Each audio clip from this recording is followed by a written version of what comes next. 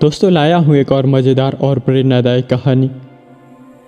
एक बार की बात है, एक आलसी व्यक्ति एक बौद्ध भिक्षु से कहता है, हे मुनिवर, मेरे भीतर बहुत आलस्य है, जिसकी वजह से मैं अपने जीवन में जो करना चाहता हूँ वह नहीं कर पाता हूँ। मैं क्या करूँ? मुझे कोई रास्ता दिखाएं। वह बौद्ध भिक्षु उस आदमी से पूछते हैं, क्या तुम्हें पक्का विश्वास है कि तुम्हारे अंदर आलस्य है?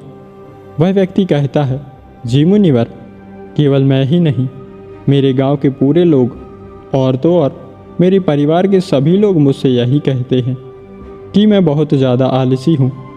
फिर बौद्ध भिक्षु उस व्यक्ति से कहते हैं, परंतु क्या तुम्हारे पास इस बात का कोई प्रमाण है कि तुम आलसी हो? वह व्यक्ति कहता है, जी मुनिवर। फिर वह भिक्षु कहते हैं, क्या प्रमाण है? वह व्यक्ति कहता है, मुनिवर, मैं जानता तो हूँ कि व्यायाम करना स्वास्थ्य के लिए अच्छा होता है, लेकिन चाहकर भी मैं नहीं कर पाता हूँ, क्योंकि मेरा आलस मुझे सुबह जल्दी नहीं उठने देता। फिर वह बौद्ध भिक्षु कहते हैं, अच्छा, तुम ऐसे आलस्य से परेशान हो? वह व्यक्ति कहता है, जी महात्मा जी। वह बौद्ध भिक्षु कहते हैं, परंतु क्या तुम जानते हो आलस्य होता क्या है? वह व्यक्ति कहता है, मैं यह तो नहीं जानता कि आलस्य का अर्थ क्या है, परंतु यह जो कुछ भी है बहुत बुरा है। फिर बौद्ध भिक्षु कहते हैं कि सबसे पहले तो तुम यह समझो कि जो भी चीज़ प्राकृतिक रूप से मनुष्य के भीतर है, उसका कोई ना कोई प्रयोग ज़रूर है, वह बुरी या अच्छी नहीं है। आलस्य एक भाव है, एक विचार है, जिसे जाने अनजाने में हम खुद ही पैदा करते हैं। वह व्यक्ति पूछता है, परंतु वह कैसे महात्मा जी? वह बौद्ध भिक्षु कहते हैं, आलस्य पैदा होने के दो कारण हैं, पहला शारीरिक कारण और दूसरा मानसिक। जब हम अपने शरीर को ऐसा भोजन देते हैं जिसके भीतर खुद ही जीवंत नहीं है, उसमें कोई भी पौष्टिक पदार्थ नहीं है जिससे हमें कोई नई ऊर्जा मिल सके, तो ऐसे भोजन को ग्रहण करने से हमारे शरीर में आलस्य पैदा होता है, क्योंकि यह शरीर ऊर्जा से चलता है और जिस तरह की ऊर्जा हम अपने शरीर को देते हैं उसी तरह का व्यवहार करता है। शरीर के स्तर पर हमारे भीतर आलस्य का दूसरा कारण है गलत तरह से बैठना, गलत तरह से चलना और गलत तरह से सोना। हम इस बात पर कभी ध्यान नहीं देते कि हमारे बैठने, लेटने अथवा सोने की स्थिति सही है या नहीं। अगर तुम गौतम बुद्ध को देखोगे तो तुम पाओगे कि जब भी वे बैठते हैं तो उनके रीढ़ की हड्डी बिल्कुल सीधी होती है। जब वह लेटते हैं तो उनके शरीर के किसी भी अंग में कोई दबाव नहीं होता, और जब वह चलते हैं तो उनके दोनों कदमों के बीच एक तालमेल नज़र आता है। ये ज़रूरी नहीं कि कोई बुद्ध को सुनकर ही कुछ समझे। अगर कोई समझना चाहता है, तुम सिर्फ उन्हें ध्यान से देखकर भी बहुत कुछ समझ सकते हो। शारीरिक स्तर पर आलस्य का तीसरा कारण है सुबह जल्दी ना उठना। यह सुनकर वह व्यक्ति कहता है, हाँ महात्मा जी, मैं चाहता तो हूँ, लेकिन मैं सुबह जल्दी उठ ही नहीं पाता हूँ। बौद्ध भिक्षु मुस्कुराते हैं और कहते हैं, तुम सुबह जल्दी तभी उठ सकते हो जब तुम रात में सोने का एक सही समय निर्धारित कर लोगे। प्रत्येक बौद्ध भिक्षु को अनुशासन का पालन करना होता है, क्योंकि अनुशासन हमारे जीवन में संतुलन लाता है। ज़्यादातर लोग अनुशासन को बुरा समझते हैं, क्योंकि उन्हें लगता है कि अनुशासन हमें बांधता है, जबकि सच्चाई यह है कि अनुशासन हमें बांधता नहीं बल्कि हमें मुक्त करता है। वह व्यक्ति पूछता है, परंतु मुनिवर, शुरुआत कहाँ से करें? सही तरह का भोजन करने से, सही तरह से बैठने से, या फिर सही तरह से लेटने चलने से, या फिर सुबह जल्दी उठने से? तब बौद्ध भिक्षु कहते हैं, शुरुआत अभी से करो। जो भी तुम इस समय कर रहे हो उसे ध्यान से करो।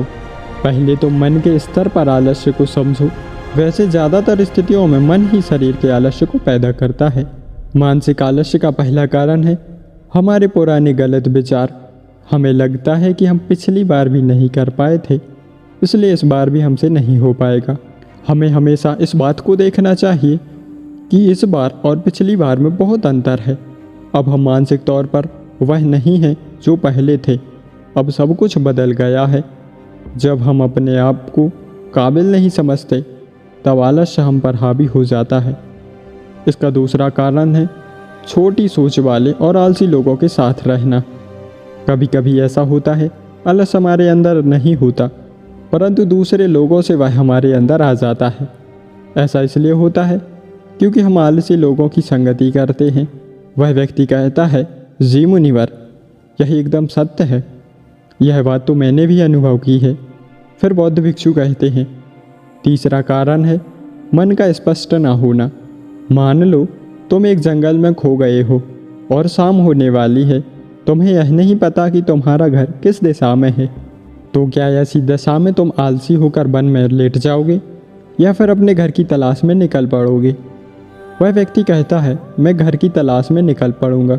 वह बौद्ध भिक्षु उस व्यक्ति से पूछते हैं, अगर खूब प्रयास करने के बाद भी तुम्हें तुम्हारे घर का रास्ता नहीं मिला तब तुम क्या करोगे? वह व्यक्ति कहता है, मैं फिर भी तलाश में लगा रहूँगा क्योंकि मेरे पास उसके अलावा कोई विकल्प नहीं होगा। वह बौद्ध भिक्षु कहते हैं, मनुष्य के मन को आलस तभी पकड़ता है जब उसके पास कई विकल्प होते हैं। अगर किसी के पास सिर्फ एक ही विकल्प है तो उसका मन पूरी तरह से स्पष्ट होगा। अगर तुम अभी व्यायाम नहीं कर रहे हो तो उसका कारण है तुम्हारी नज़र स्पष्ट नहीं है।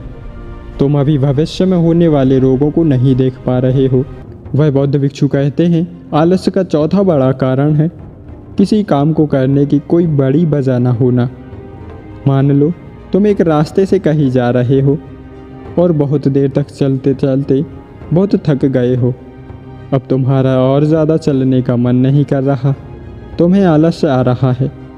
तभी अचानक तुम देखते हो कि एक शेर तुम्हारी तरफ भागता चला आ रहा है। तो क्या ऐसी परिस्थिति में भी तुम या तुम्हारा आलस्य तुम्हें भागने से रोक पाएगा? नहीं ना। तो इस बात को समझो, आलस्य केवल तुम्हें उन्हीं कामों को करने से रोक सकता है जिसे करने को तुम्हारे पास कोई बड़ी वजह ना हो। वह व्यक्ति कहता है, धन्यवाद मुनिवर, अब मुझे आलस्य का सारा खेल समझ में आ गया है। बौद्ध भिक्षु कहते हैं, मेरी एक बात हमेशा याद रखना, जहाँ स्पष्टता है या कुछ करने के लिए बड़ी वजह है वहाँ आलस्य हो ही नहीं सकता। वह व्यक्ति कहता है, धन्यवाद मुनिवर, अब मुझे आलस्य का सारा खेल समझ में आ गया है। दोस्तों, यदि आपको सफलता प्राप्त करनी है तो आलस्य के लिए आपके जीवन में कोई स्थान नहीं होना चाहिए। जब आप आलस्य पर विजय प्राप्त कर लेते हैं तो आपका मन स्वतः ही एकाग्र होकर उस कार्य को करना स्वीकार कर लेता है जो कार्य आपको आपकी सफलता के पास ले जाता है। तो दोस्तों, आप लोगों को यह कहानी कैसी लगी कमेंट करके ज़रूर बताना, और इसी तरह की कहानियाँ सुनने के लिए वीडियो को लाइक करें, शेयर करें और चैनल को सब्सक्राइब करें। मिलते हैं अगली वीडियो में एक और नई मज़ेदार प्रेरणादायक कहानी के साथ। धन्यवाद।